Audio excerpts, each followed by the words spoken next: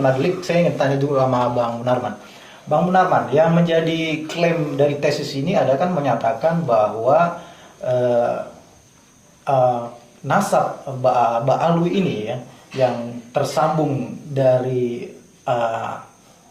Alwi bin Ubaidillah, yang kemudian Ubaidillah katanya juga bersambung dengan Ahmad bin Isa. Gitu.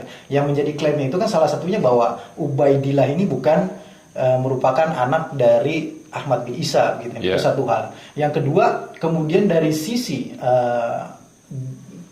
DNA katanya seperti itu, Ba'alwi ini tidak memiliki DNA dari zuriat Rasulullah, begitu.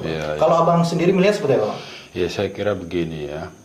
Tadi sudah disampaikan oleh Dr. Khair ya, bahwa sebagai sebuah penelitian metodologinya itu harus ketat.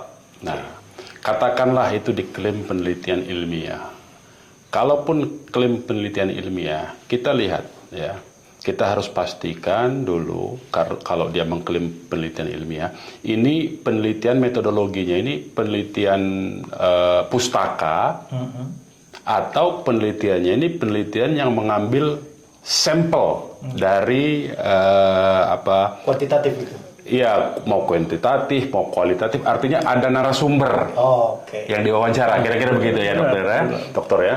Ada narasumber untuk dikatakan sebuah penelitian. Kalau kita lihat sekarang, sumber yang diklaim sebagai sebuah penelitian, saya nggak mau sebut dia tesis ya, karena tadi bukan tesis sebetulnya itu, karena kalau tesis itu adalah di jalur akademis sebetulnya, ada pengujinya, dia terdaftar sebagai mahasiswa S2, S3 kan begitu. Nah ini kan bukan, jadi katakanlah penelitian ya, ini penelitian yang tidak ilmiah. Kenapa tidak ilmiah? Sumber yang dijadikan batu loncatan dalam isu ini itu hanya 2 buku, 2 kitab. Salah satunya itu adalah kitab Sajaratul Mubarakah kalau nggak salah ya, judulnya itu begitu, Sajaratul Mubarakah itu. Dan di kitab itu sendiri, itu kitab baru ditemukan sekitar 26 tahun yang lalu. Tapi diklaim itu kitab ditulis pada abad ke-6 Hijriah. Jadi kan ada problem 500 tahun lebih dia kan. Yang hilang kitab itu tidak diketahui di mana keberadaannya, tiba-tiba tahun 1400 sekian nongol gitu. Nah ini kan secara metodologi kan jadi persoalan sebetulnya. Itu ya. Artinya saya mau katakan sumbernya sendiri sudah bermasalah. Sumber yang dijadikan alat analisis itu bermasalah.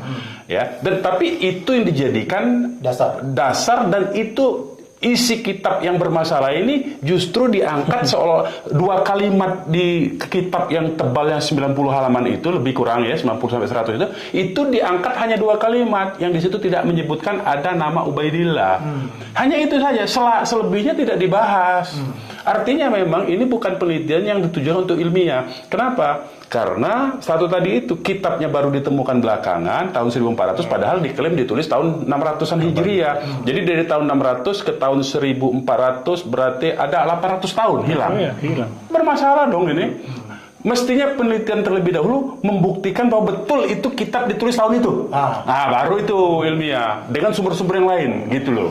Artinya membuktikan dulu bahwa kitab itu betul ditulis tahun itu. Itu pertama, soal sumber.